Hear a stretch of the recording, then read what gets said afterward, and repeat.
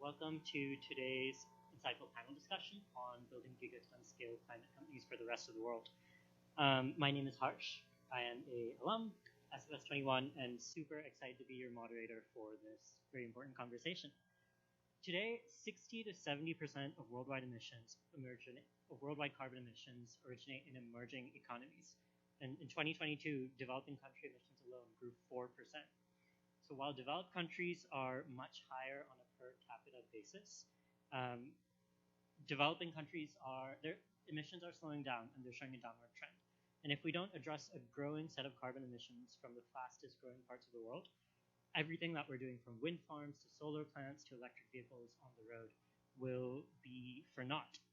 And so as we navigate the intersection of climate action and emerging markets, our incredible panelists bring a wealth of expertise from building and investing in climate tech companies all around the world. Together, we'll explore the opportunities, the challenges, and all the incredible innovations that are driving sustainable investments in the rest of the world that's poised for growth. So without further ado, I know you guys don't really want to hear from me. Let's dive deep into the critical dialogue, and I have each of our panelists introduce themselves. So Genevieve, do you want to give a little bit of background on what you're doing right now, and how you ended up working in climate tech in particular? Yes, that is probably a longer conversation, but I have been a General Catalyst for 2 years, and I help lead our climate and energy investing strategy. Prior to General Catalyst, I worked at Morgan Stanley for 6 years, mostly taking tech companies public. So have sort of a winding road to VC, which I won't bore people with, but at General Catalyst, we are really kicking up our climate and energy investing efforts over the last kind of 2 years. And it falls within a broader category of what we call global resilience. And that is just the idea that as we move from a unipolar world order to a much more multipolar world order, countries and regions are going to want to onshore some of their critical industries, be it defense, industrial automation, supply chains, and climate and energy. So spend a lot of time thinking about this, particularly from a global perspective, and have some experience from Morgan Stanley taking companies in the emerging markets public. So really excited to be here. Yeah, no, it's super fascinating. It's been really fun, exciting to see all the incredible work that General Catalyst is doing in the space. And I think your particular expertise, having done this in later stage companies in the past, is super relevant. So without further ado, Olaf, I'd love to hear more about you. My name's Olaf, like the snowman in Frozen. I have been investing, or I approached this from a different lens. I started in transportation and still invest only in transportation, with the basic idea that if you're focused on one vertical, you can understand it much more deeply. And when you meet founders, you can kind of jump to the heart of the issue. You can be more helpful. You can build a network that's complementary. So I started out in Israel, investing in some early stage automotive tech companies. And then from there, broaden the lens. So if you're going to focus on one vertical in venture capital, it kind of makes sense to cover a lot of geography. And so over time, I haven't only invested in climate-related technologies, but the big trend has been towards electrification, and even beyond that, towards different ways of making transportation more efficient. And so, like one way to think about it is a car is used about 4% of the time, even though it's the second most expensive asset most people own. And the rest of the time it's occupying space and like dripping fluids onto the concrete and rusting and doing all sorts of useless things. And so there's like a really interesting opportunity to disrupt that amount of inefficiency and bring much more efficient solutions. And that's particularly true in emerging markets, and we can get into that during the conversation. And I know you have a lot of interesting war stories from all the geographies that you visited and the specific companies that you backed and stuff. Hopefully we can hear some of those too. Michael, want to go next? Yeah, great to be here. Michael Spencer and I spent the first decade of my life, somewhat accidentally but enthusiastically, building impact businesses in emerging markets. So most of my time was Kenya, Tanzania, Uganda, East Africa, a bit of time in South Asia. Built an affordable and carbon neutral housing business first, then 2 healthcare companies, and worked for a while in affordable internet access. And then got sucked into the Elon Musk vortex and spent 4 years from 2018 to 2022 in the senior leadership team at Tesla, kind of going from early days, what was referred to as production hell, Model 3 production hell, through to a $1 trillion market cap mega company. And then left there last year and have shifted back to an emerging market focus, building a business focused on South Asia and Africa in electric mobility and distributed energy. And not coincidentally, the market cap of Tesla has sunk since then. Yeah, direct half a trillion I think we've lost since I left last year. Well, I'm sure there's plenty to learn from how you managed to time just before that. But and you all obviously know our incredible, wonderful panelist and host, Quinten.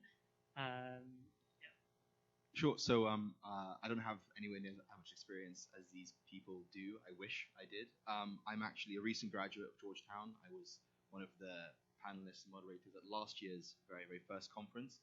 Since then, I've begun to work in the water industry, in the water investment space. And Phoebe has very kindly asked me to come back and moderate the same climate panel 1 year later. And hopefully this becomes a trend going forward. Phoebe. Sweet. Well, thank you all for providing that background. I'd love to start with a little bit of level setting and maybe some contextualization of why this is such an important conversation to be having today. And so I'd be super curious from your individual experiences, from what you've been following in the climate tech space more broadly, the kinds of trends that we're witnessing in emerging markets as it relates to greenhouse gas emissions, and how in particular that sort of compares to what we're seeing from the US and Europe and some more established markets. Let it be free for all, whoever wants to get first. Refer to Michael, who's actually building a company in this world. And then I will contribute. So I think a lot of the reason why I'm working on the things that I'm working on, where I'm working on them, stems from a couple of kind of key graphs or images that I've seen over the last couple of years. One is a graph that shows OECD countries versus non-OECD countries' carbon emissions from the last 2 decades and then projected forward for the next 2 to 3 decades. And the scary thing there is that while we're starting to see positive trends in greenhouse gas emission reductions in OECD countries, dropping down to kind of 0.5%, 0.25% growth every year, non-OECD countries, proxy for emerging markets, are growing in some cases up to 5 or 6%. So carbon footprint emerging markets is going to be doubling every 12 to 14 years. And anything that we do to reduce emissions with more people buying Teslas or Chevy Bolts or solar on their homes in developed economies is going to be negated and wiped out by the fastest growing parts of the world, seeing their carbon footprint rise. At a more tangible level, this stat's a bit dated, but the average Kenyan consumer Kenyan consumer's carbon footprint per GDP is about 0.3 tons a year versus an American's 20 tons a year. But it's doubling every 7 to 10 years. So that's really from a kind of a climate pragmatism perspective. We have to go and solve these things. I think also from like I said before, our sort of thesis in climate is very geopolitically driven, and solving some of these problems and creating broader prosperity in emerging markets through access to energy and resources is will be a huge benefit to the entire world for obvious environmental reasons, but also sort of from geopolitical. We see a lot of turmoil in emerging markets due to both what's happening ecologically, but also sort of economically, and not having opportunities. And the opportunity to build new industries in these regions is really, really exciting and can have so many, tangential effects down the line. I think that in the U.S. we struggle because adapting existing infrastructure or building new infrastructure is really, really difficult. And it's obviously, Michael can explain how difficult it is to actually do in emerging markets, but there is sort of a better, a greener field opportunity to do that. So it is very unique in that sense as well. So I think it's a really exciting region or set of regions for those reasons and many others. I think one data point that's really interesting is that if we had every target on the Paris kind of climate targets, and everything else goes down, the one thing that will be left standing, like 90% of all emissions, will be transportation. And part of that, the reason for that is because the US energy economy or transportation network is not disconnected from the rest of the world, and Europe in the same way. When a car reaches the end of its lifetime in the United States, it gets cycled out and gets moved to an emerging market, and then it has another decade or 2 decades of lifetime there, and it will just continue polluting and emitting. So cleaning up the cars in the United States is almost like lowering the cost of internal combustion engine vehicles for the rest of the world, which is not actually the solution we want.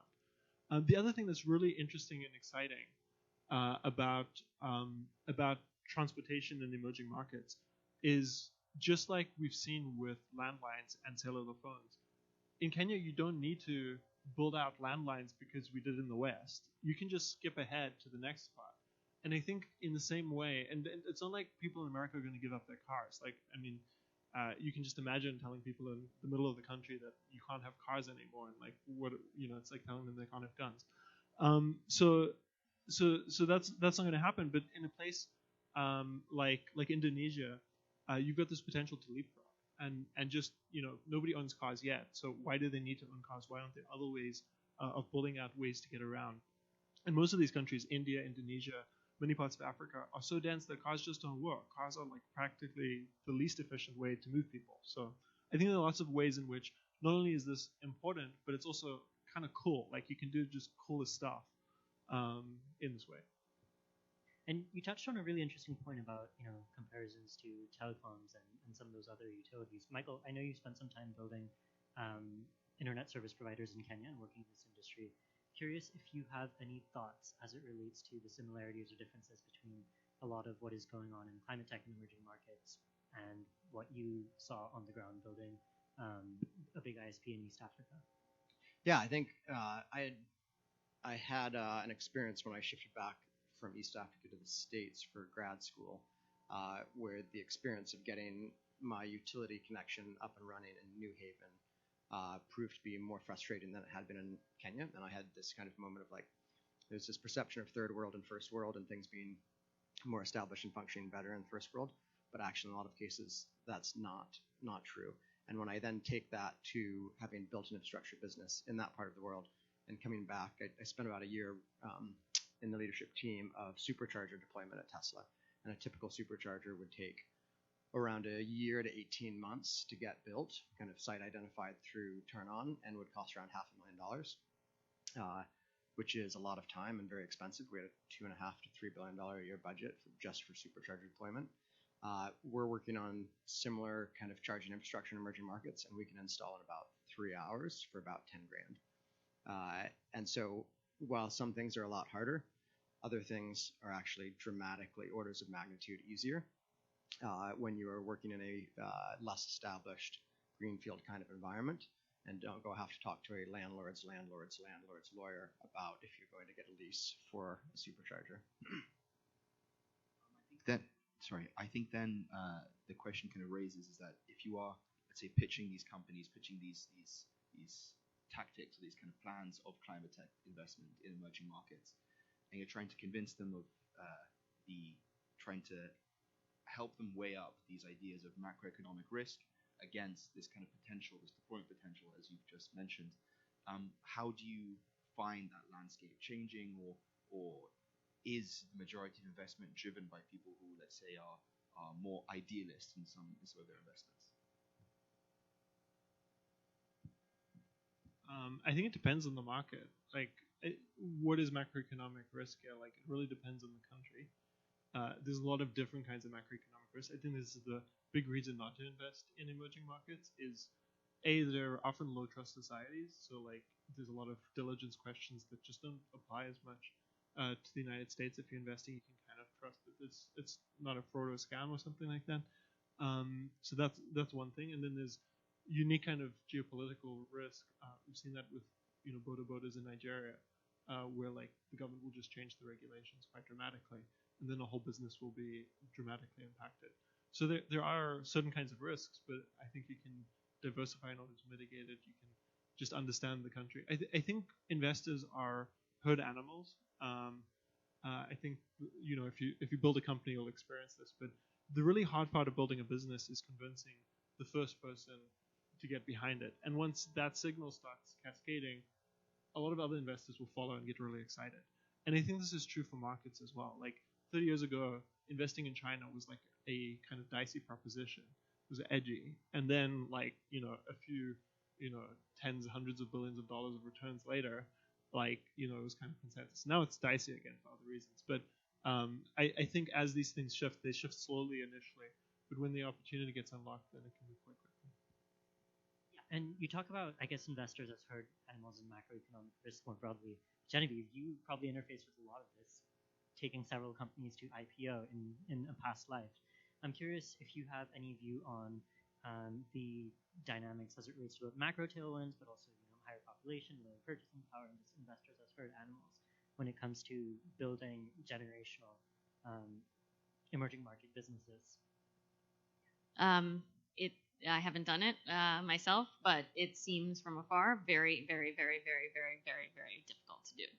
So I think in the herd mentality, a lot of investors are very anxious about emerging markets because, the reality is there haven't been tons that have been sustainably generational companies. There have been some in certain markets that, in Asia has been very prolific in sort of the super app environment, but it's been hard, broadly speaking, in, a lot of countries in Latin America, ex-Brazil, and a lot of countries in Africa, and certainly trying to be pan-African in your business. So it's been hard to do, and there are not tons of examples for investors to hang their hat on and say, this is going to work, and this is going to be a massive billion-dollar company. That being said, there are some incredible examples, and I think the last, 10, 20 years, there's been, many more sort of exponential growth in the number of those types of businesses. And I spent a lot of time at Morgan Stanley when I was there taking companies in Brazil public. And what was really interesting, the likes of Nubank and a company that's basically the Charles Schwab of Brazil, it's called XP. Phenomenal businesses. I mean, some of the best companies you'll ever see in the world. And what was really interesting about Brazil was, we talked to these founders and they would say, 30 years ago or 20 years ago when we started this company, no one cared about this region. Like, there were not investors here. There were not Silicon Valley people. We didn't have wealthy people to invest in the companies. Like, we had to bootstrap these companies. We had to be profitable from the beginning. And that mentality just really permeated a lot of the startup ecosystem there. I think it's changing a little bit, but it forced a lot of discipline in these companies. And if you are able to grow very profitably, to state the obvious, you can build a really phenomenal business. So that market became much more attractive for IPOs, and kind of to the point, one successful IPO in a region can beget more of them. I think what's been hard, we found ways to take those companies public, which was great. It's very hard for them to stay successful public companies just in terms of trading. And part of that is because, there is macroeconomic risk, there's FX risk, and US investors see that. They don't know how to price it. They don't know when the next shoe is going to drop. They kind of get freaked out, and, it struggles. So you see really successful companies like Nubank or some others, they'll have hard times in the public markets almost for reasons that are beyond, the fundamentals of the business. But that's kind of public markets. So yeah, I think you're going to see more over the next 10, 15 years, particularly in the energy and climate space, because there are going to be people like Michael and others building really impressive businesses that, eventually will go public. So I think it's something that's going to evolve in the next decade. Yeah, and that almost begs the question of what we think some of the most exciting areas are to build these businesses in. But just before we touch on that, Michael, you're the one among all of us who spent time on the ground building one of these companies. Other than investors being herd animals, I'm curious what some of the other big challenges you see are popping up for, that you yourself as an entrepreneur have dealt with in building an incredibly ambitious emerging markets climate tech company. Yeah, so I think I touched earlier on some of the things that in my maybe deluded mind I find easier or consider easier. You have to kind of delude yourself to convince yourself why something you're doing is going to succeed. So there's been easier things, like easier to install charging infrastructure. I think probably one of the big challenges at a macroeconomic level is just per capita spending power is dramatically lower in a lot of emerging markets. You the difference between economies where the majority of people have significant disposable income versus the majority of people not having disposable income makes a very big difference. And I think that also extends to the investment side, retail investment markets. If you have a large population of people who can make Wall Street bet kind of retail investments, a lot of things happen that might not make rational, logical sense based on fundamentals. So I think figuring out how to solve for an average GDP per capita or spending power for a consumer that's dramatically lower, we're doing that by focusing on a consumer, African and South Asian consumer who spends more on fuel every year than an American commuter spends. So when you look at an individual customer of ours spending kind of $2,500 to $3,000 a year on fuel, they look better than your average American commuter, even though they make a 30th of what an American consumer spends. So I think just dealing with smaller pocketbooks, availability of capital, which has been a theme. We've been fortunate enough to find, we have Toyota as a large investor. They've made a substantial portion of their money and success has been across emerging markets, so they're comfortable with and understand that actually Toyota wouldn't exist if it wasn't for Toyotas being on every road and street corner in every country in the world, and other investors who understand and can price that risk accurately, in my opinion. So I think, yeah, those probably two of the big ones. Yeah, but you bring up the point of small pocketbooks. I assume that also means that if you're able to make a dent in savings by providing a solution that's cheaper, better, faster, whatever it is, have you found that somehow increases the affinity for a particular product that you're working on, or makes it easier in some ways? Yeah, I have, and it applies to us. There's also a really amazing example in India with a solar business I'm familiar with. I'll start with an example about what we're doing, and then this solar example. We're doing electric two-wheeled mobility with charging infrastructure, and we're the equivalent of going to somebody who works at Google in San Jose and saying, you drive to work in a Toyota Corolla right now, and you make $100,000 a year. If you switch to a Tesla, your take-home income will go to $150,000 a year. We are giving that value proposition to somebody who in Kenya or India is making $2,000 a year, and instead is going to make $3,000 a year. And that kind of bump in income is massive. It's transformational. Like, I can afford to send my kids to school, and it's value creating. That's probably one of the biggest driving kind of personal motivations. Is like when you sell somebody a $100,000 Model S, you don't completely transform their lives. If you ask them, they'll say, yeah, my life's been transformed. It's an amazing car, but it's not getting their kids' tuition paid for. And we can do that. I think another really wild example around finding opportunities for deep value creation. In the US, around 50% of a home solar system cost is in cost of acquisition. So it is all of your sales, marketing, sales process. 50% of a $20,000 solar system is CAC. A couple of solar companies in India that are really crushing it with an affordable, easy to install solar system, they have zero CAC. Like, they've hit on a value proposition, and the virality of the product and referrals from customers to new customers is so high, they have zero cost of acquisition, which is and that's because people who are getting it are seeing their incomes increase dramatically, are seeing their power source being more reliably maintained instead of the local utility. And so when you can nail it, it's pretty exciting.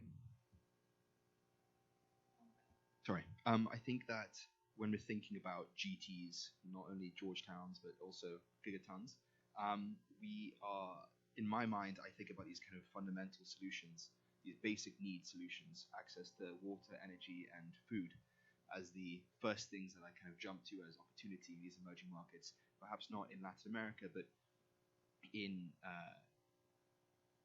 Asia, particularly, perhaps also in the island nations around Oceania and Asia. This focus on these kind of fundamental three, as you can maybe call them, should that not take priority over mobility in other startups? And if so, why? I think what you see is a pattern where once a country reaches some level, like I think there's been a real improvement in the poorest of the poor across the world. Like, this is something that I think people like track all the headlines and Trump elections, etc. But one thing that's consistently happened is that the poorest of the poor in the world has consistently become smaller and smaller as a percentage of total world population. So that's definitely the first thing. But I think when you see it becoming relevant for tech, something that's scalable, that uses technology, smartphones are just pretty much penetrated the whole world at this point because the value proposition is so strong. And so I think it's like, obviously people who don't have food need food, but there's a lot of emerging markets that's not actually in that particular rung in kind of Maslow's hierarchy of needs. They've up another level, and then you have a new bank, which is a bank for unbanked people that allows them to be able to do basic things that we take for granted but are super, super valuable. Like, if you want to own something and you don't have any credit and you don't have any credit history and you don't have any way to have savings, then you just can't move up from, like, you're sure you have maybe food, but you don't have a way to build a business. You don't, and this is where, like, the core of economic development, I think, is happening, and it's really interesting. Where transportation fits into this is once you've got smartphones and you've got tools for financing, then you have ride hailing. And you should maybe talk about just like what the market looks like in Kenya for ride hailing and how it's proliferated. Like, why are these drivers such super spenders, for instance? I think that's a really interesting question. But the next layer in the rung is mobility. Like, you need, because it's like the bloodstream, right? Like, once you have a city like Nairobi or Kigali and it's growing, like, what's allowing it to grow? The fact that people aren't stuck somewhere, that they can go and transact and build things and all the things we kind of take for granted, but are pretty fundamental for any economic growth. Yeah, I think when I was building an internet access business, we had a updated version of Maslow's hierarchy of needs on our wall, which had Wi-Fi at the bottom of it, and it was shockingly accurate. Like, we had customers who didn't have running water, who didn't have plumbing or home bathrooms, who were still paying $7 or $8 a month for Wi-Fi access. And in a lot of these markets, a motorbike is probably also down there around Wi-Fi and food and water. Phones were the classic emerging market situation where all of the economists said there's no way that people are going to buy $100 handsets. Like, this just is never going to happen. And 5 years later, the brick Nokia handset was in the hand of 80% of the population on the planet. The next thing that came along was two-wheelers, petrol, motorbikes, and scooters. All the economists said nobody's going to spend $1,500, $2,000 on a vehicle. Like, they make $3 a day, $4 a day. And now you have African markets selling around 15 million of them a year, South Asian markets 16, just in India, 16 million.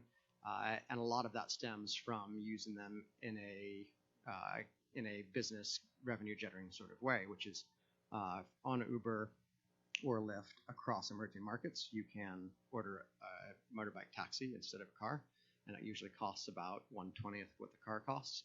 And as a result, both formal ride-hailing drivers and informal drivers who offer that service on the side of the road are able to go out. Somebody who's making $4, $5 a day can go out and purchase on loan a $1,500 asset and then make $2,000 to $3,000 a year with that asset.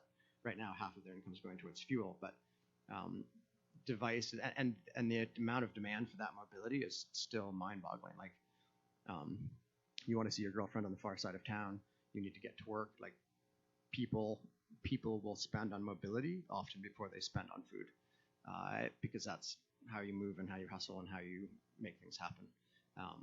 And so mobility as a like bottom of Maslow's, I like to think it's just down in Maslow's hierarchy in a lot of fast-growing economies.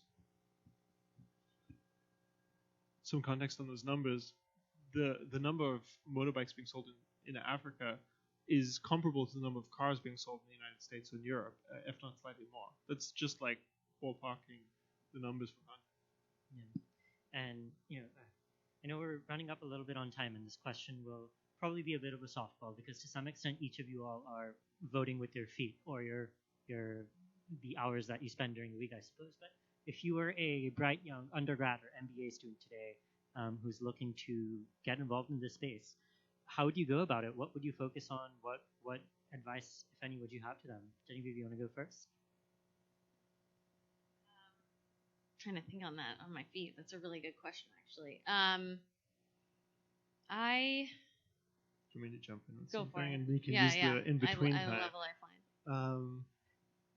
I think if you haven't been to an emerging market, just get the hell over there and spend some time there. Because, like, you can try and think about these things, but the more you understand the realities, the more you can think practically about what kind of solutions might be needed. But also just, like, you come home to where you're from with new eyes. Like, partially you travel to see the world and to understand things about it. But partially you also come back and you have a new perspective. I think this is one of the privileges of growing up in the United States. You have enough resources that it's not that expensive to visit these places. But I think it will really transform your perspective. So if you haven't been, like, this is just like the first step. That's a great answer. I'll speak to my experience a little bit. I got chased down by the senior leadership recruiting team at Tesla, despite not having worked in management consulting or investment banking. I was coming out of a fancy business school, but I had a very weird background where I had been a builder and a flight medic and this and that, all of these different things. And they found me because I was really weird. You know, like, we are intentionally seeking you out because you've done weird, scrappy operational things in really hard to operate parts of the world. And the question in my interview that got me a job at Tesla when it was the hardest place to get a job on the planet was telling them a story of camping out at the Mombasa Customs Office in Mombasa, Kenya, for 5 days to get a fleet of ambulances through customs without paying any bribes. And I just physically camped. I got a tent and made a statement about what I was doing in front of the customs office. And they're like, yep, we want you to come and work at Tesla. And I think, so I instead of coming out of undergrad and going into some of the more traditional places that tee you up for greater career success, I went and tried a lot of things and had what I consider my scrappy, dusty version of management consulting. Still pretty bad at putting slides together, but I can get ambulances through customs in a third world country. And going and having those experiences, I think the exciting thing today is that there are a lot of, not a lot, but there are a number of companies. One of the biggest challenges that I didn't touch on about what we're doing is finding really, really good talent. Like the kind of talent that you get at a place like Tesla that self-selects people that really want to just work like crazy and have amazing minds to deploy, is that those people, there's often brain drain from all the markets that we're working in, and they're all living in New York or San Francisco. Finding opportunities to go and work for global companies like ours, or there's other great examples of like Zipline drones in California, footprint in California, footprint in Africa, footprint in South Asia, and similar companies. Finding really good talent and young talent that's willing to work hard is a big challenge for us in our markets at times. And so there's lots of opportunities to come do an internship for the summer or go do 2 or 3 years. It'll make for, if you're not already in business school, it makes for a much more interesting business school application. If you say, yeah, I launched in a new market, Zambia, Angola, than if you say I've been in New York management consulting for 4 years. Well, moral of the story, be weird, everyone, and embrace it. Cool. Well, that's our time. Thank you so much for listening and for our wonderful panelists for sharing their stories. And hope to see you all on the other side.